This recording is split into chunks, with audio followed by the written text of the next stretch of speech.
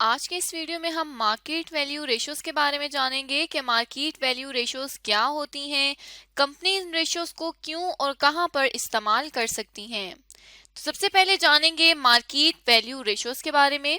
अगर market value ratios की बात की जाए तो ये एक ऐसी रेशियोज होती हैं जो कंपनी को ये बताती हैं कि कंपनी का जो स्टॉक, यहाँ पर स्टॉक से मुराद शेयर्स है, तो कंपनी के जो शेयर्स जनरल पब्लिक के पास हैं, आम आवाम के पास हैं, उन शेयर की करंट शेयर प्राइस क्या है, इस चीज को मार्केट वैल्यू रेशियोज के थ्रू इवेलुएट किया जाता है।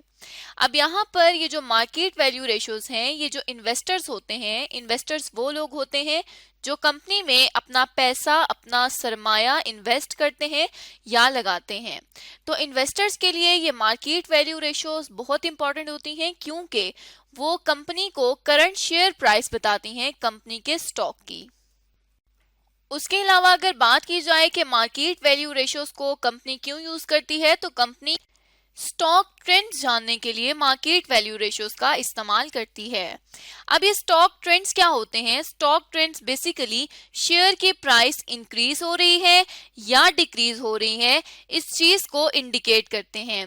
अगर तो प्राइस इंक्रीज हो रही है तो इसका मतलब ये हुआ कि ये स्टॉक का इंक्रीजिंग ट्रेंड है, और अगर डिक्रीज हो रही है तो इसका मतलब है कि स्टॉक का डिक्रीजिंग ट्रेंड है। अब इसके थ्रू कंपनी को यह पता चल जाता है कि कंपनी के शेयर की मार्केट वैल्यू जो है वो ओवर वैल्यूड है या अंडर वैल्यूड है।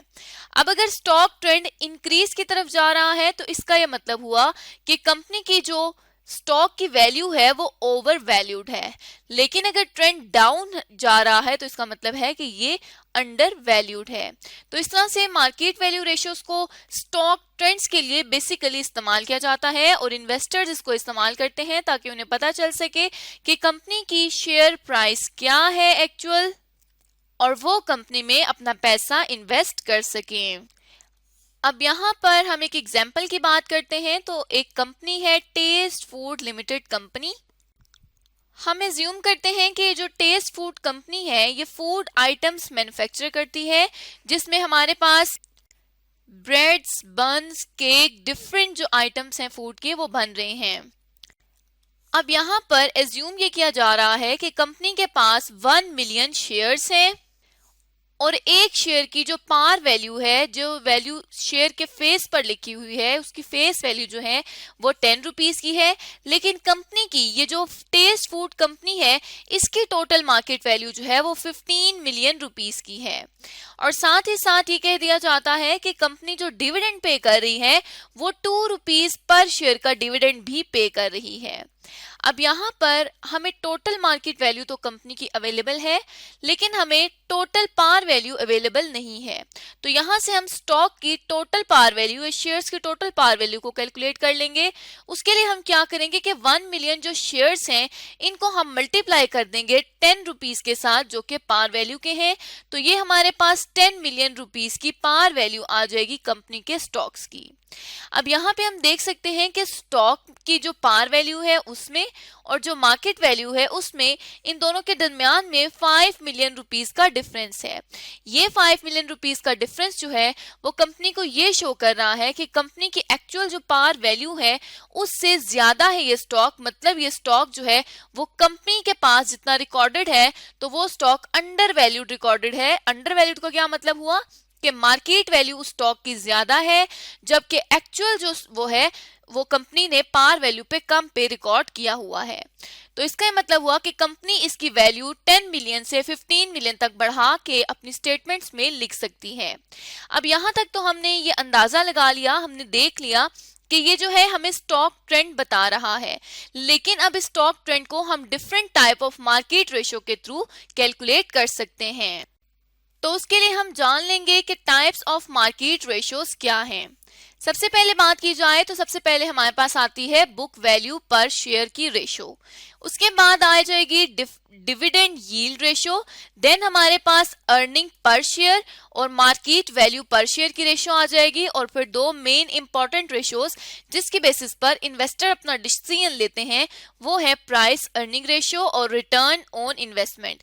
इस रिटर्न ऑन इन्वेस्टमेंट को रिटर्न ऑन कैपिटल एम्प्लॉयड भी कहा जाता है।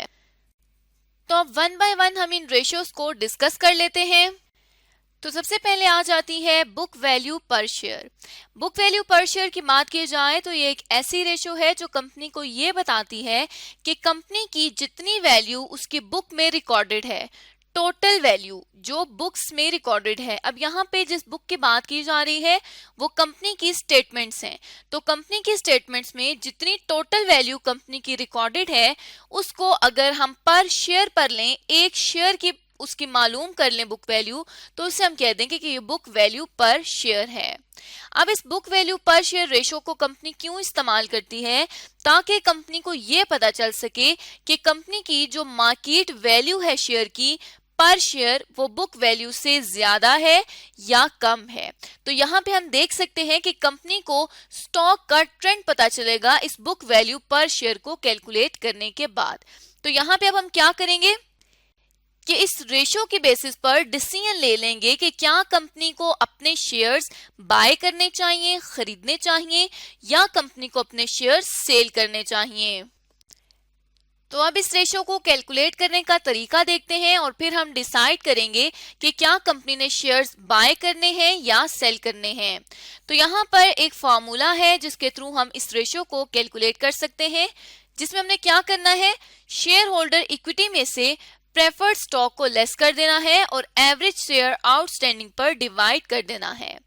अब ये शेयर होल्डर्स इक्विटी जितना भी कंपनी का शेयर कैपिटल होगा वो हमारे पास शेयर होल्डर्स की इक्विटी आ जाएगी। तो यहाँ पर हम एज्यूम कर लेते हैं कि शेयर होल्डर इक्विटी हमारे पास 20 मिलियन रुपीस की अवेलेबल है, साथ ही साथ 5 मिलियन रुपीस का प्रेफर्ड स्टॉक अवेलेबल है और total number of shares 3 million के अवेलेबल हैं।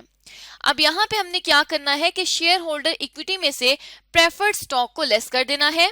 तो यहाँ पर 20 मिलियन में से 5 मिलियन रुपीस को लेस कर देंगे और डिवाइड कर देंगे 3000 मिलियन रुपीस से, 3 मिलियन शेयर से। तो हमें यह पता चल जाएगा कि बुक वैल्यू पर शेयर जो है वो 5 रुपीस की आ रही है।